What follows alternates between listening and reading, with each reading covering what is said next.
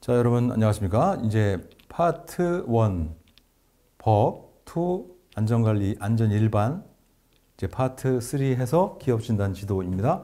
기업진단 지도는 면제받는 분들, 여러 가지 사유로 면제받는 분들은 이것만 보시죠. 그런 것만 보는 분도 계신데, 면제를 받는 분들이든 아니면 1차, 2차 다 보시는 분들이든 대거 과락에 해당되는 점수를 받는 부분이 바로 기업진단 지도이죠. 그래서 기업진단 지도는 여러분들이 다른 과목은 대략 60점 손쉽게 받거든요. 근데 기업진단 지도는 좀 생소하고 인물도 좀 많고 해서 좀 어려울 수가 있어요. 그런데 실제 지도사가 돼서 업체 그러니까 컨설팅을 하든 아니면 기술 지도를 하든 할 때 과연 경영학이나 심리학이나 기타 위생 개론 등등이 해당 사항이 있느냐 없느냐는 잘 모르겠어요.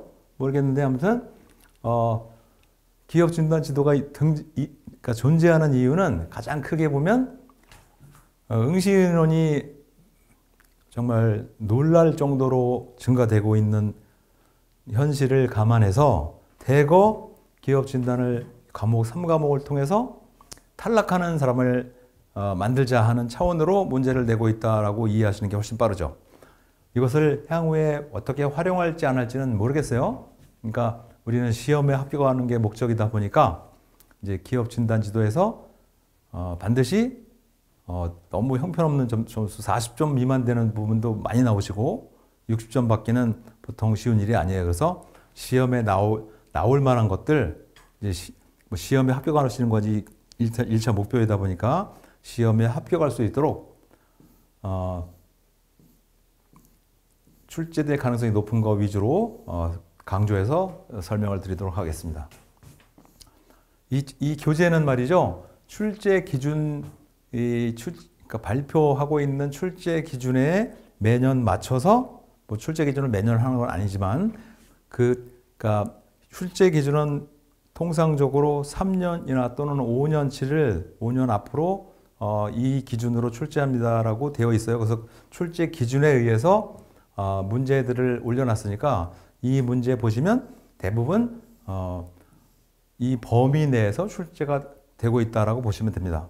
따라서 기업 진단 지도도 여기에 있는 설명하고 있는 부분 위주로 하시면 뭐 틀림없이 높은 점수를 받으실 수 있겠습니다. 자, 그래서 여기에서 복리후생에서는 중요한 것이 이 3원칙이 되겠습니다. 3원칙. 복리후생을 하는 복리후생 관리의 3원칙. 적정하냐? 합리적이냐? 그 다음에 노사 협력하는 것이 반영되었냐. 그래서 적정성, 합리성, 협력성 이 세 가지를 복리후생 관리의 3원칙이라고 부르고 있습니다. 그 다음에 제도 차원에서 복리후생을 경영 관련 제도에서는 경영협의회가 있고, 그다음에 재무 관련해서는 종업원 지주제, 유급휴가제, 이윤분배제 또는 보장 관련해서는 이제 연금, 보험 등이 되겠고, 대인 관계에서는 이런 상담이나 제한, 고충 처리 제도가 있겠고요. 경제 관련 차원에서는 주택자금 대여 또는 뭐 저금리 분할 상환을 한다든지 저축조합제 등등이 있겠죠. 그래서 여기에서 그래도 좀 혼돈될 수 있는 부분이 이런 거죠. 재무 관련해서 종업원 지주제 이런 것이 경영 관련 제도에서의 복리후생을 도모하기 위한 경영 관련 제도상의 재무 관련이 종업원 지주제가 포함된다라고 이해하시면 나머지는 쉽게 이 내용을 모르셔도 이해를 쉽게 할 수 있고 이 부분이 좀 특이한 부분이죠. 있습니다. 이제 간혹 이제 국내 회사에도 종업원 지주제 회사를 체제로 운영하는 회사가 꽤 있습니다. 어떻게 되냐면 종업원들이 이제 종업원이 만약에 뭐 1000명이다 그러면 1000명이 출자를 합니다. 출자를 얼마 이상 출자를 하면 거기에 권한을 갖는 지주가 되는 거죠. 지주가 되면 이제 일반적으로 대표이사도 뭐 매년 선출하는 건 아니지, 선임하는 건 아니지만 일정한 기간을 거쳐서 대표이사도 직원들이 대표이사를 선임하고, 그 다음에 지주제가 점은 뭐냐면 오너가 없기 때문에 그 어떤 오너로 인한 스트레스가 그만큼 해소된다는 거죠. 그리고 또한 뭐 팀장이나 기타 이제 간부들을 선임할 때도 일반 회사에서처럼 뭐 직원의 뭐 예를 들어서 의사를 물어보진 않잖아요. 근데 종업원 지주회인 경우에는 그 직원들의 그 의견을 받아서 이 사람이 예를 들어 팀장으로 근무하는데 적합하지 않느냐를 의견을 물어보는 제도이기 때문에 매우 합리적인 제도라고 볼 수 있죠. 단점으로서는 이제 오너가 없기 때문에 그 뭐랄까 오너가 있다면은 이제 그 여러 가지 뭐 회사에 나아갈 방향이라든지 기타 등등을 확실하게 이제 모험을 할 수도 있겠는데, 그게 아니고 몇 년간 해당되는 기간 동안만 대표이사를 하거나 최고 경영자로 활동을 하기 때문에 약간의 그런 책임의식이 없어질 수는 있겠죠. 그래서 아무튼 그거는 뭐 별개로 치고 일단 종업원 지주제가 재무 관련해서의 경영에 참여하는 복리후생 제도라고 이해하시면 되겠습니다. 자, 그래서 복리후생 제도를 운영할 때 실질적인 욕구가 이루어질 것인지를 파악해야 되겠고, 상호가치 창출, 그 다음에 지불 능력을 감안해서 자발적인 근로자의 참여, 의사전달이 원활하게 돼야 돼요. 이건 뻔한 얘기니까 안 읽어보셔도 돼요. 다 대략 눈치로 알아맞힐 수 있고, 눈치로 못 맞출 수 있는 게 이런 부분이 있었고, 이것은 뭐 도무지 모르는 얘기였죠. 그러니까 복리후생 관리의 3원칙 해서 이 세 가지는 꼭 알아두시고 넘어가야 되겠습니다. 이것이 복리후생이었고요. 두 번째, 공정성 이론인데, 공정성 이론은 이제 그 동기부여 차원에서 가끔 출제가 되는 얘기죠. 공정성 이론에는 대표적인 것이 두 가지가 있습니다. 요 어디 있냐면 애덤스가 있고요. 보통 이제 국내에서는 아담스라고 부르는데, A라고 해서 아담스라고 읽기에는 좀 너무 발음이 좀 너무 딱딱해서 사실은 애덤스라고 해야 됩니다. 애덤스. 뭐 저도 아담스라고 썼지만 애덤스하고 브룸의 기대 이론이 있습니다. 그러니까 애덤스는 공정성 이론이고 브룸은 기대 이론이다 해서, 이제 공정성 이론은 뭐냐면 이거죠. 한마디로 나의 인풋, 내가 뭔가를 투입했어요. 분에 타인의 인풋,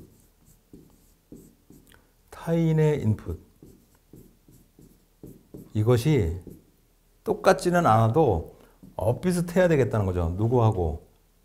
나의 인풋 대 타인의 인풋이, 즉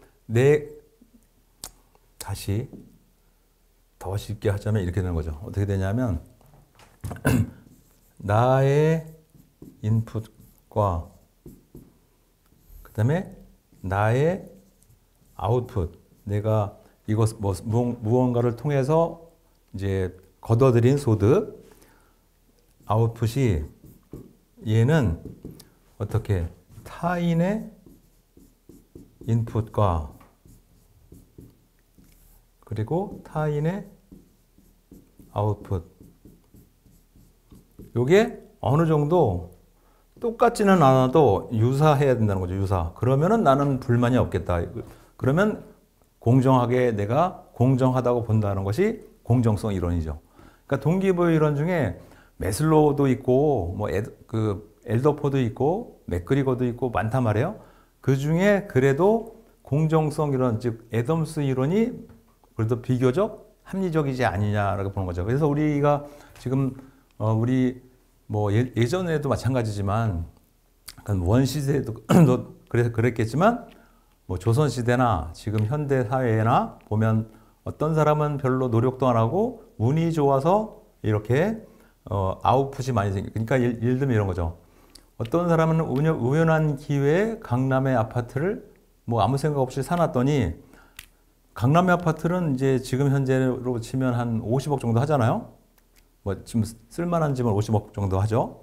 그런데 나는 별 생각 없이 그게 아니고 뭐 지방에 사놨더니 아직도 5억이고 강남 아파트는 50억이 되고 나는 불공평하다고 느낀다는 이런 사회적인 문제점도 생길 수 있는 거죠. 아니면은 회사에 입사했는데 나는 뭐 연구개발을 하는 부서로 입사를 했고 같은 학교를 나왔는데 어떤 사람은 거기에 관리 부서 쪽으로 이제 발령을 받아서 같이 시작을 했는데 나는 중간에 뭐 한 과장, 부장 하다가 뭐 퇴사를 당하게 명예퇴직을 당하게 됐고 한 사람은 그 좋은 부서로 배정을 받아서 뭐 임원까지 현재 하고 있고 그런 것도 마찬가지로 이렇게 나의 인풋과 아웃풋, 타인의 노력과 타인의 성과가 자기가 받고 있는 성과가 공정하지 않다고 느끼는 것이 이제 보편적으로 현대 사회에서는 가장 크게 느끼는 동기부여를 상실하고 또는 동기부여를 자기가 유지하고 갖고 있는 형태가 되죠. 그래서 가장 설득력이 있는 공정성 이론이다라고 평가받고 있죠. 반면에 이제 여기에 나온 브룸의 기대 이론은 약간 달라요. 브룸 매우 근래죠. 60년대 예일대 사람인데 예일대의 교수입니다. 예일대 교수인데 이 사람은 어떻게 됐냐면 기대 이론이니까 왜 기대라고 했냐면 이 사람이 맨 처음에 뭔가를 이제 시작했어요.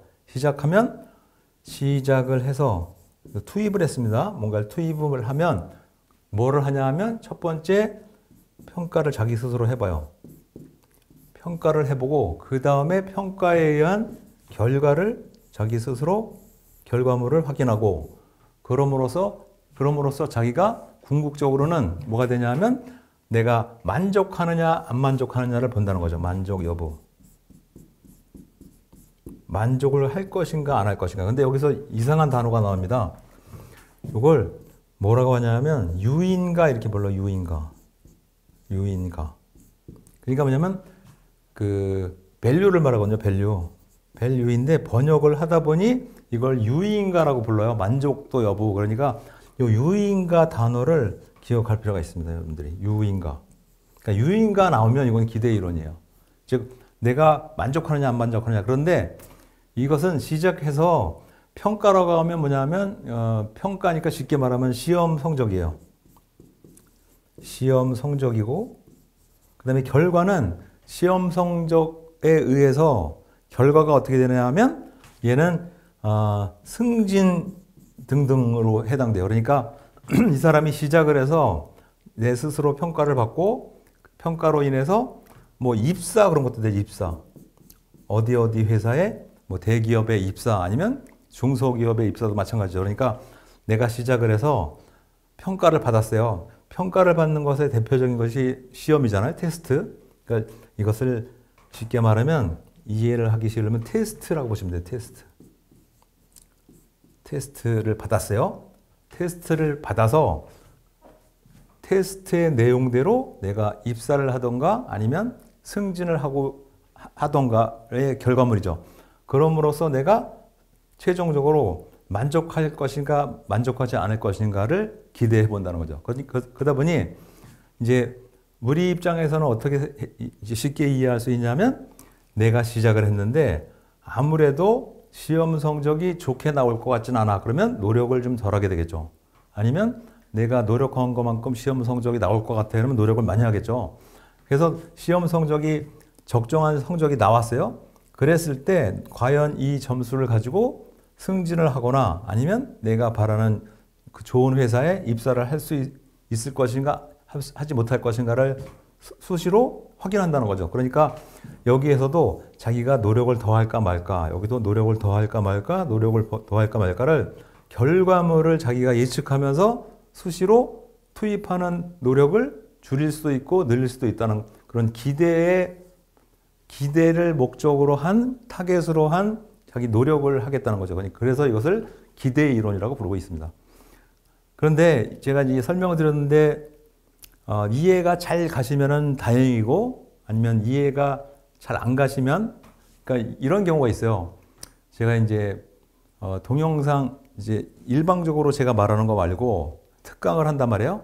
1차 시험 볼 때도 특강하고 2차 시험도 3차 면접 시험도 특강을 하면 뭐 5회 하는 경우도 있고 뭐 3회 하는 경우도 있어요. 면접 같은 경우는 대부분 3회를 했었는데 그러면 맨 처음에 오시면 저하고 제가 아무리 얘기를 해도 귀에 안 들어와요. 그러니까 지금도 저는 뭘 의심하냐면 자초지종 처음부터 설명드리는 얘기를 잘 받아들이시는 분은 이해가 잘 갔어요, 지금도. 그런데 대충대충 건너뛰시는 분은 무슨 소리인지 이해가 안 가요. 그러면 무슨 소리인지 이해가 안 가시는 분들은 이제 나는 뭐 60점만 맞으면 된다는 목표를 갖고 있는 분들은 여기선 이것만 알아두면 돼. 유인가.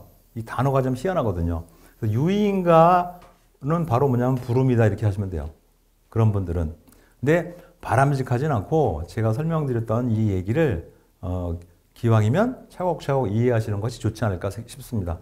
그래서 앞으로의 시험은 앞으로 이제 출제될 가능성이 기업 진단 지도에서 애덤스의 공정성 이론이냐 아니면 브룸의 기대 이론이냐 둘 중에 어떤 게 나올 것 같냐고 하면 저는 당연히 브룸의 기대 이론에 동그라미를 치고 싶은 심정입니다. 왜냐하면 애덤스의 공정성 이론은 뭐 흔하진 않지만 매우 많은 분들이 공부 조금 하신 분들은 알고 계시거든요. 그래서 기업 진단 지도는 가급적 득점을 못하고 그 다음에 법과 안전 관리에 관한 사항에 고득점을 맞았더라도 기업 진단을 통해서 과락을 한번 맞아봐라. 그래서 이 지도사 시험에 필기 시험에 누락을 하라는 차원으로 문제를 내기 때문에 매우 좀 난이도가 있는 것 위주로 공부하실 필요가 있다 이렇게 강조를 드리고 있는 중입니다.